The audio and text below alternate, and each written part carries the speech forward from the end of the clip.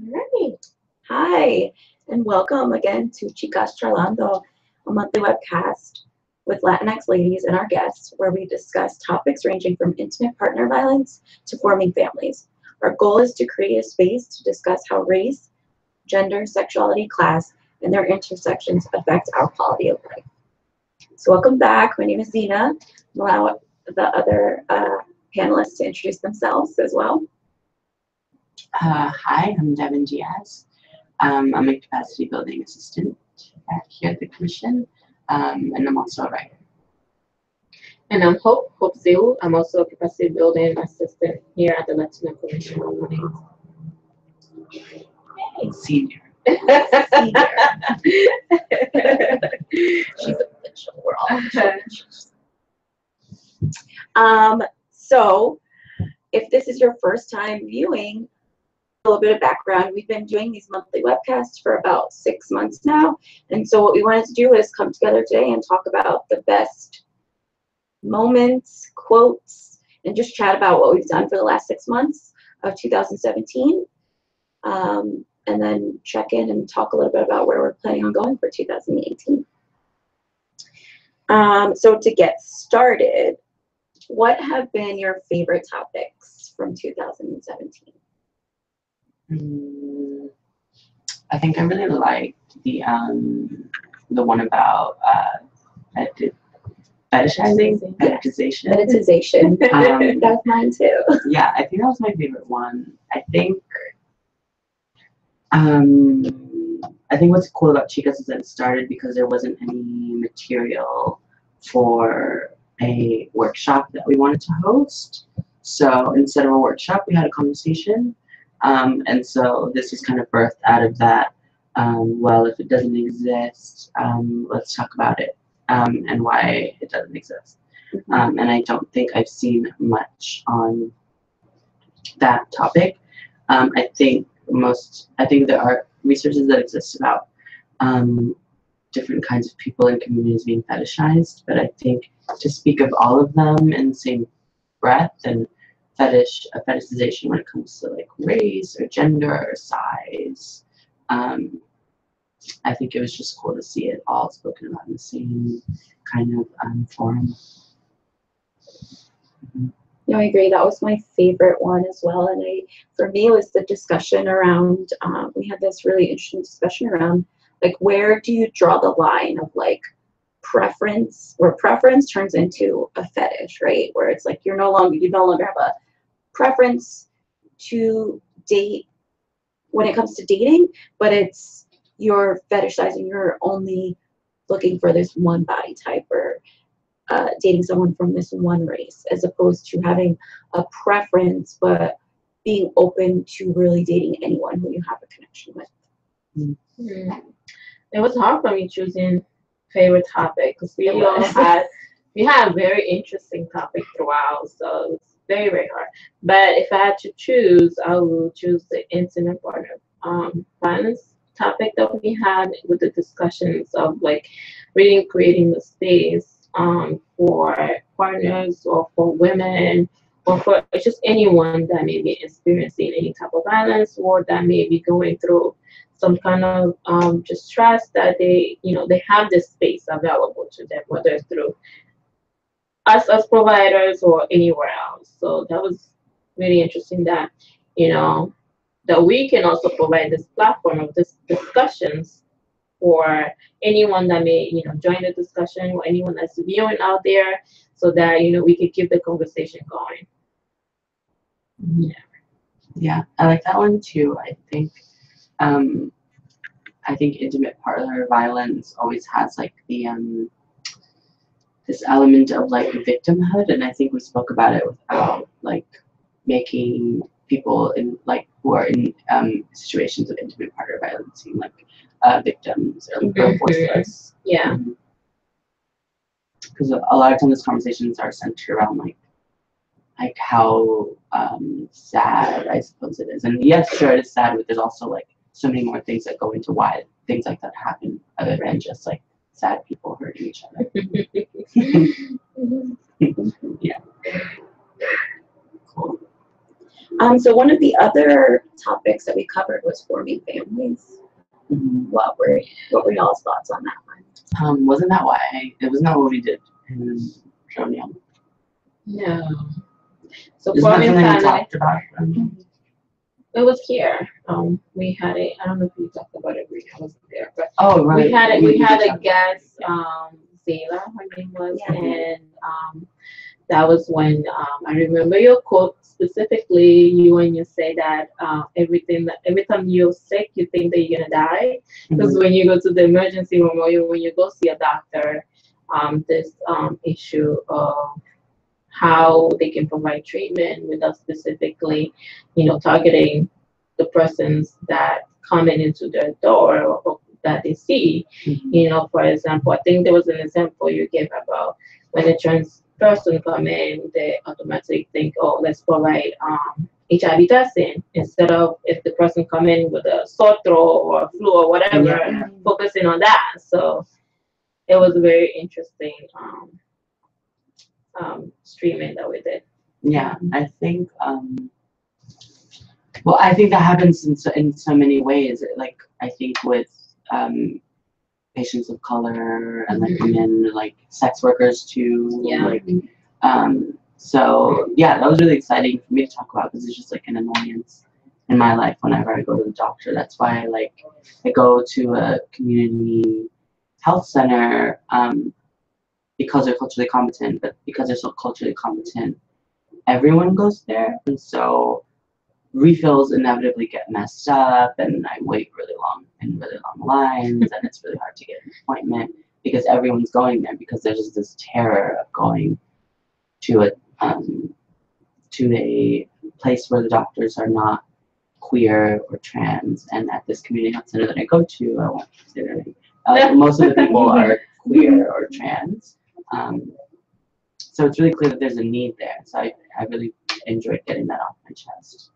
It's good. And I think we also touch on history. When experiments were happening without people's consent and sterilization of women of color and all that, and how we need to be aware of history in order to move on or move forward with how mindful we are when it comes to providing responsive forming family or responsive reproductive health. Yeah. Especially in reproductive health for like trans and cis women. I was really happy that, like, just in general, that we spoke about like the two ends of that. And I think in the future, I would love to talk about reproductive health with a trans man or a non-binary person. Yeah. Because they're also part of the conversation. Of course. Yeah, oftentimes they are excluded when it comes to decision making or conversation, when it comes to planning, because it's often the women has to be on pills or have to be on some kind of birth control. Right. But men are not included most of the time. No. And there are very limited options for men when it comes to forming family or reproductive health issues in terms of things that are targeted women than men. It's like not an equitable level. Right. What about you? I was not present for that one, but I was not present for that one. But I did watch it, and I think I got very similar takeaways. And I think what Hope was saying about the history, I think a lot of times that's not thought about when providers are seeking to work with individuals, with women of color, with people of color, around their right or their options when it comes to forming a family. These are things that aren't considered, and it's like, well, how are you providing responsive services to the person in front of you if you're not considering all of these historical things that are going to color the way this person is going to seek services from you? Yeah. Yeah, and I also think, going back to what Hope was saying as well, I think even the conversation around gender non-conforming people, I think that like there's not even a conversation that's being had when it comes to forming families or reproductive health with this group of individuals, because I think people like historically just haven't had this conversation, and I think now providers don't know how to have those conversations. Yeah. Yeah, I think because there just has to be like some I think we're getting closer and closer to it, but there has to be some breaking point between like the separation of the body and how that body identifies. And like if a person has a vagina, they just need certain options and certain services, and like their body should not dictate the kind of life that they build. And so I guess what we got around to a lot in that conversation is how many assumptions are being made about the body before the body even enters the space with the provider. How much of that is like the provider like almost like desensitizing themselves to all the people they see all day, every day, and like how do we even get around to like fixing that? Or I don't know. Mm-hmm. Right. Yeah. Come back in 2018. We'll figure it out then.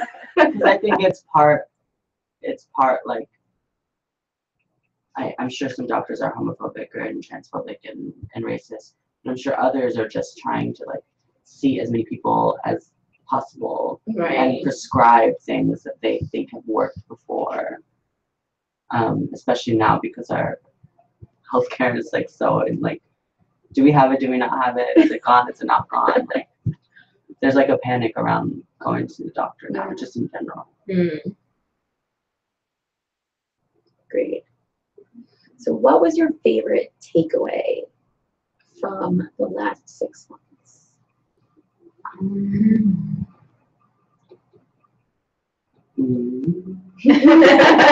I know it's hard to pick. It's hard to pick just one. Right.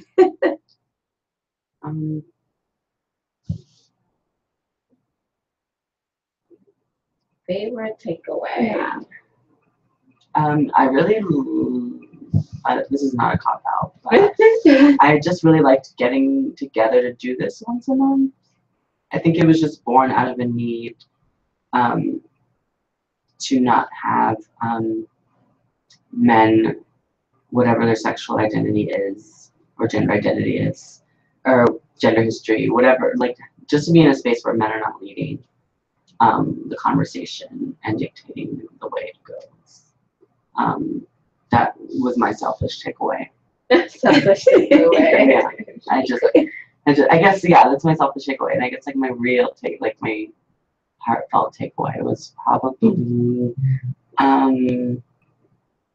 when I was able to bring a friend of mine, her name is Elizabeth Koch. She works for Housing Works, and she was here for, what was the topic? The fetishization. Yeah, she was here for fetishization. Bodies. And I think she was just brilliant.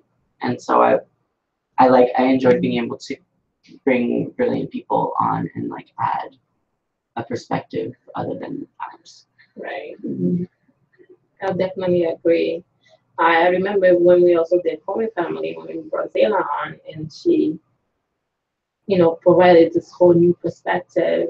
She brought into the history perspective part of it. I wasn't specifically thinking about that, but of course, like we mentioned, that's really important to acknowledge and be aware of before we continue on with how we want to frame our reproductive health. So she had a great knowledge that she contributed to Chicas, and so that was really nice to have her on board. Mm-hmm. Yeah, I agree. I think overall being able to bring different voices into the space while we're having these conversations has been like just amazing to be able to have someone else's knowledge and have this conversation and be able to like put it up so that everyone else can see the amazing people that are coming on and having these conversations. And for me,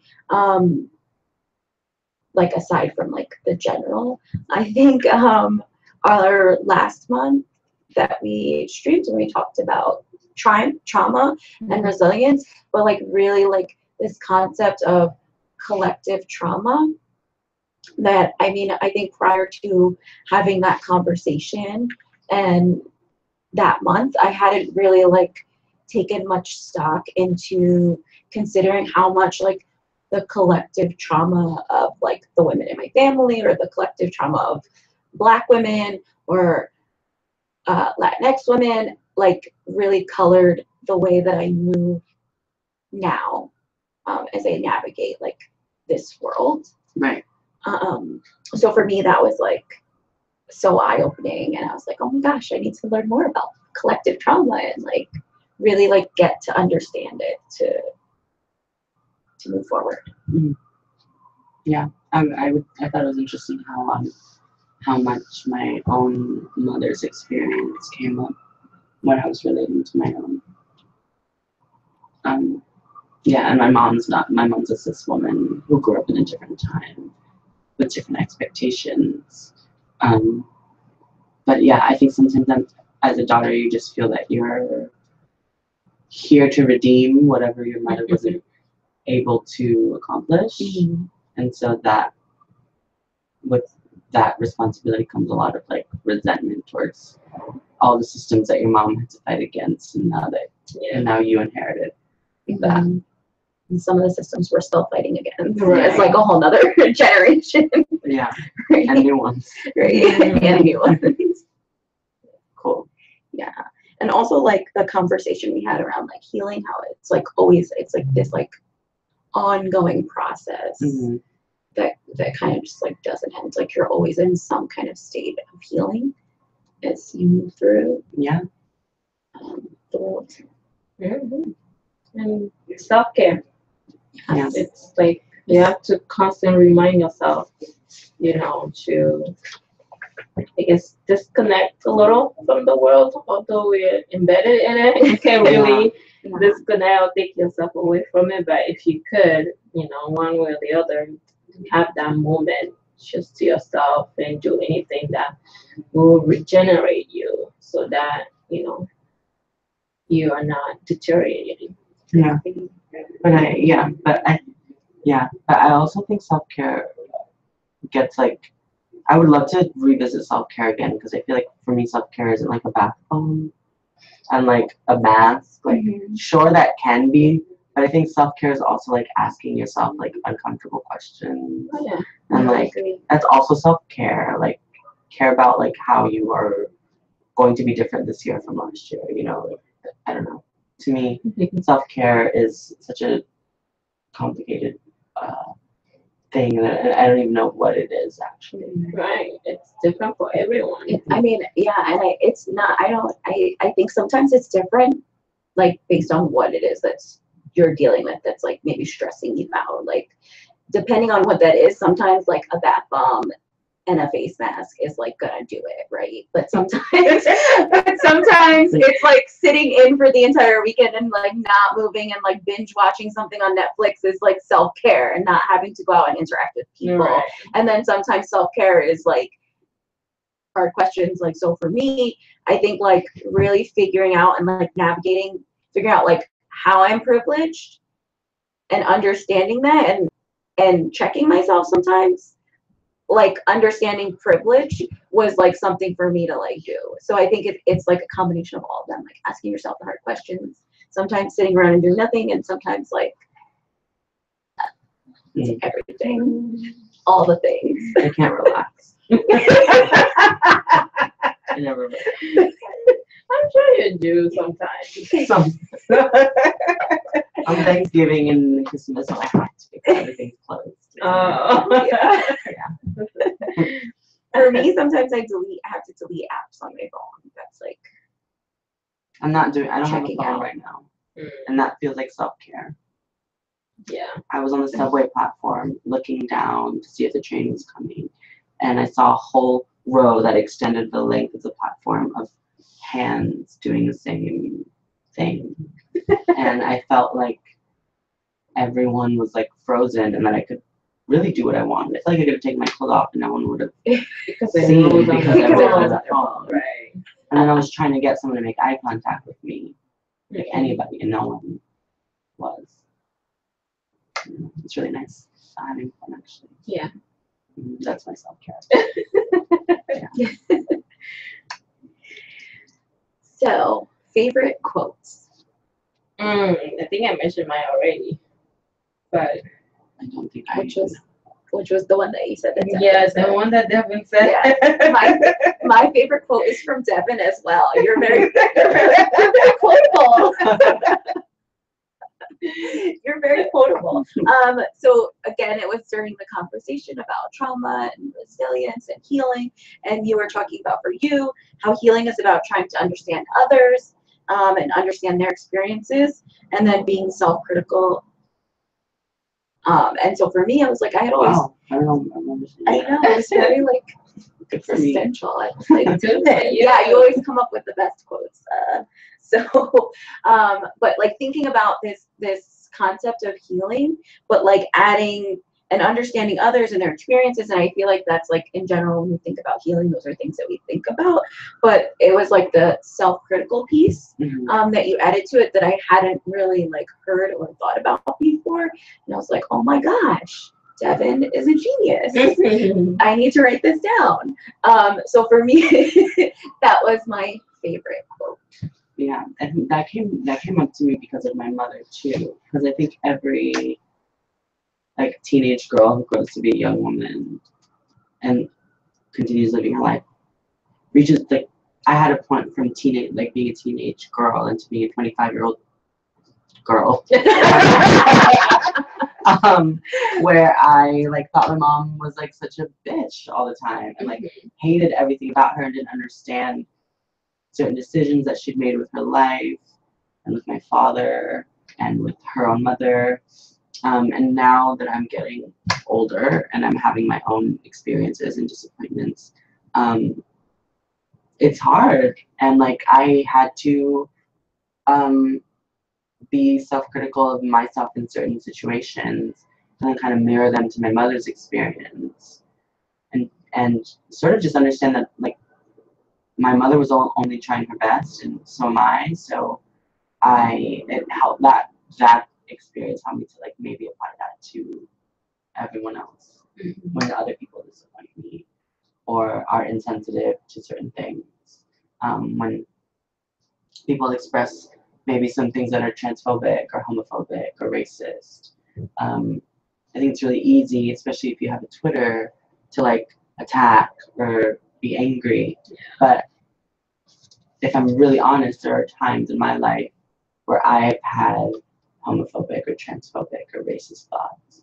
And it wasn't until someone took a moment to speak to me or a book to fall into my lap or to be in a situation where I could learn, then I try to make the conscious decision to like help push that forward for other people. And that for me has been really healing. That's great. Yeah. I like how much we talk about healing. I think it's a constant process. Agreed. So thoughts, goals, plans for 2018. For Chicas in 2018. I think in 2017 we did a lot of like introductory stuff, which is cool. But now in 2018 my hope for Chicas is that we have the conversations that we have when the doors are closed and white cis people aren't around. You know, like I don't like shore fetishization is awful, yes, and we have so many it's so complicated and nuanced, and I think we like tackled all of that like really well in forming families and everything. But I want to get like to what's really plaguing women like us, and that, or that we want to be in community with, and like kind of questioning a lot of the things that we've been doing, like maybe like online activism or like this or all of these things. Like are they really serving us, and are we making use of our energy and our time?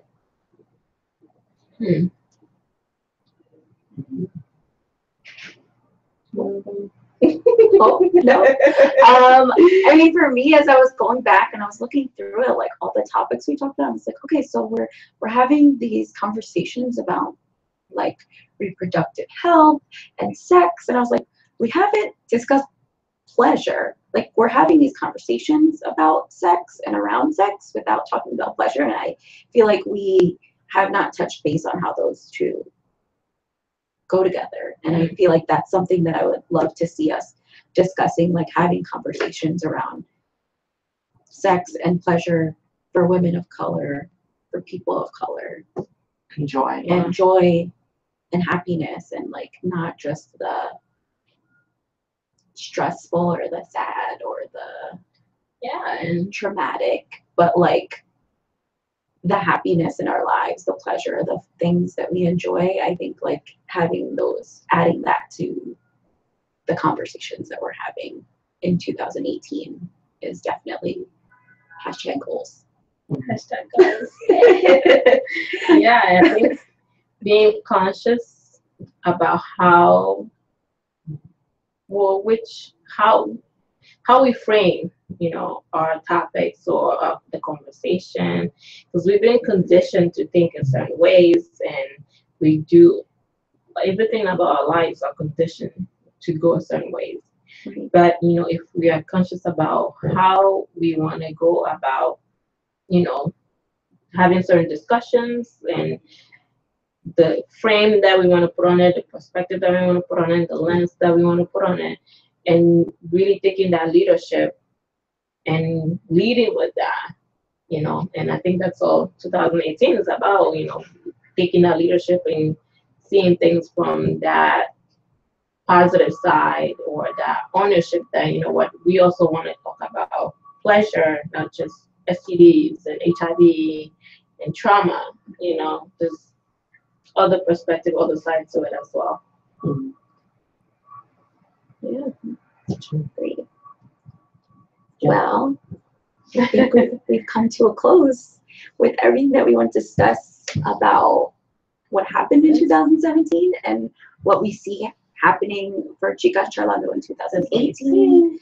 And I just want to, if you're viewing now or if you go back and you view this video later, if there's a topic that you would love to see us talk about, if there's a guest that you would love to see having this conversation with us, just put it in the comments below so that we can hopefully like discuss that topic or reach out to that individual to be a part of the conversation. But with that said, we are signing off. Chicas, thank you for viewing, and Happy New Year. Happy holidays, and we'll see you in 2018. Bye.